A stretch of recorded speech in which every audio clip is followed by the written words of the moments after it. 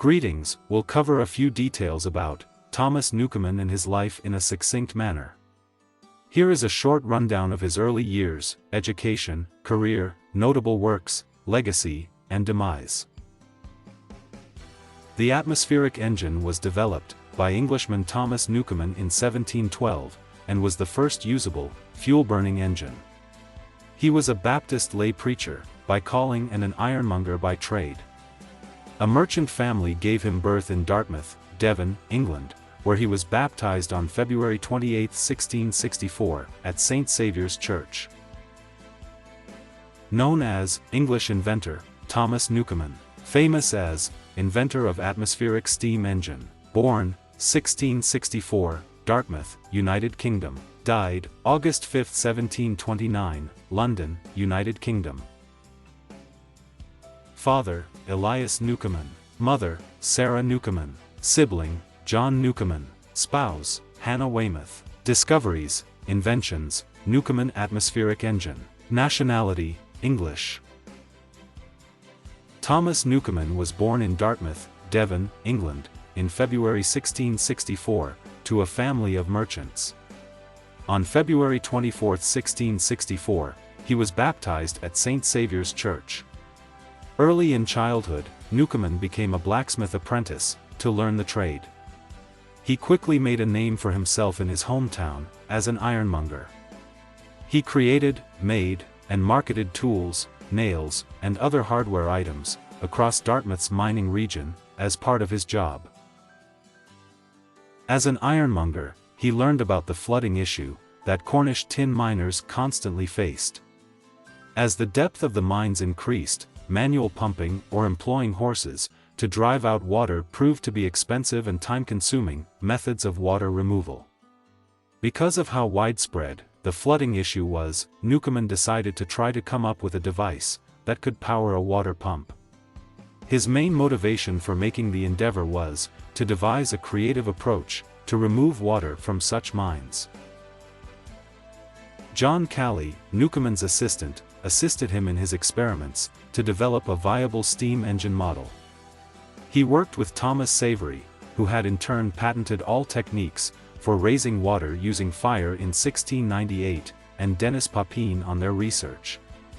Newcomen had a breakthrough in 1712, when he created a model of his steam engine that helped raise water out of a tin mine.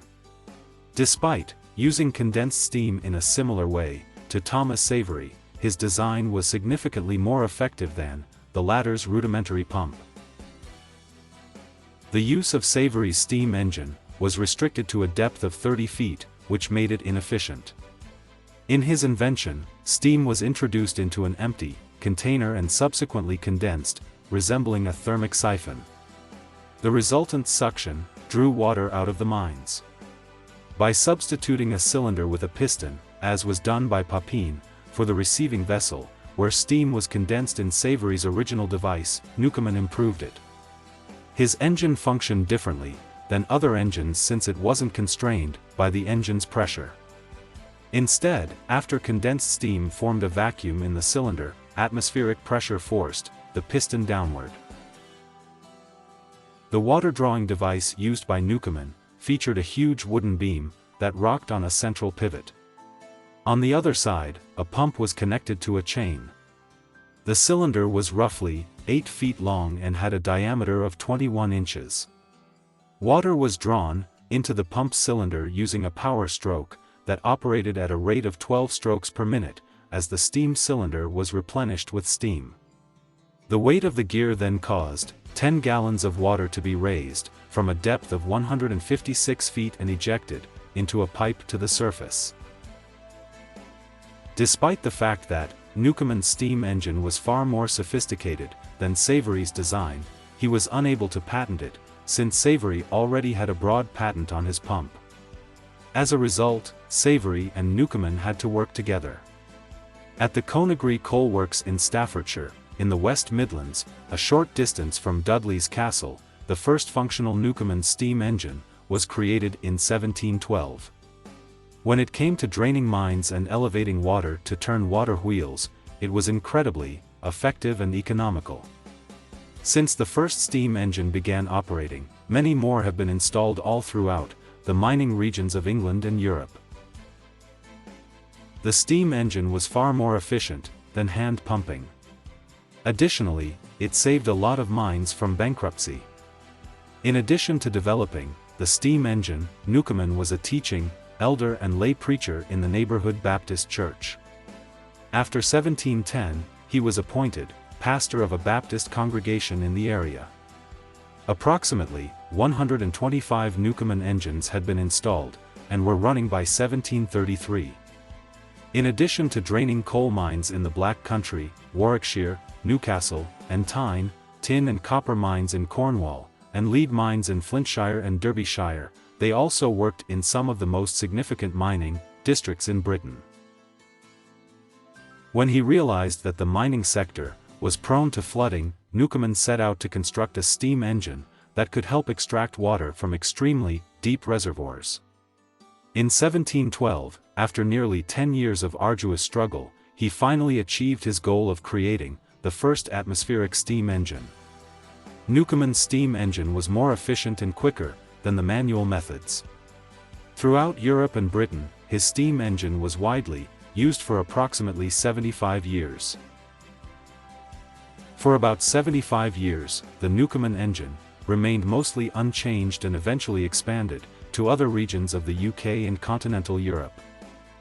Brass cylinders were initially employed, but they were expensive and had a restricted capacity. By using new iron casting methods developed by the Coalbrookdale Company in the 1720s, larger cylinders with a diameter of up to 6 feet (1.8 meters) could be employed by the 1760s. Better construction and small layout improvements resulted from experience. John Smeaton, who constructed numerous big engines of this type in the early 1770s, greatly improved its technical aspects, and his changes were quickly accepted. Although many of these had already worn out and been replaced or abandoned by the time they were created in 1775, roughly 600 Newcomen engines had been produced. Even though it was most likely as complex as early 18th century engineering and materials skills could support, the Newcomen engine was by no means an effective device. Condensing the steam resulted in significant heat loss, since it cooled the cylinder. This had little impact at a colliery, because there was unsaleable tiny coal, slack, available, but it greatly increased mining prices in places like Cornwall, where there was a shortage of coal. After 1775, James Watt's improved design, in which the steam was condensed in a separate condenser, progressively supplanted Newcomen's engine in locations where coal was expensive, particularly in Cornwall.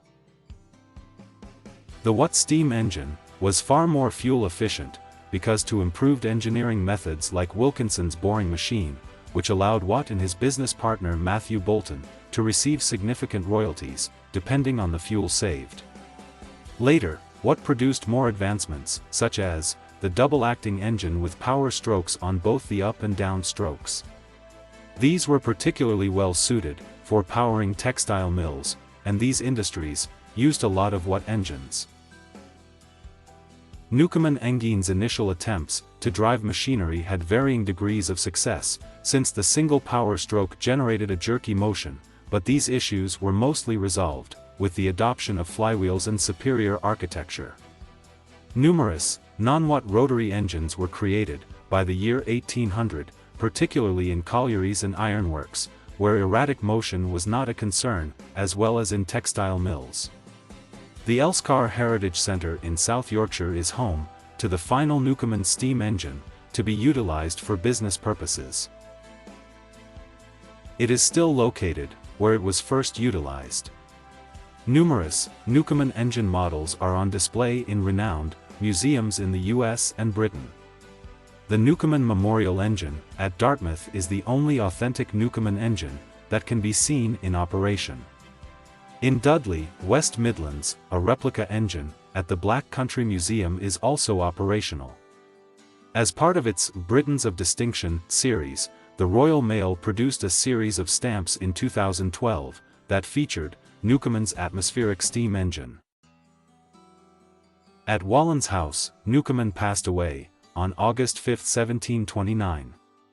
He was buried at Bunhill Fields Burial Ground, outside the City of London.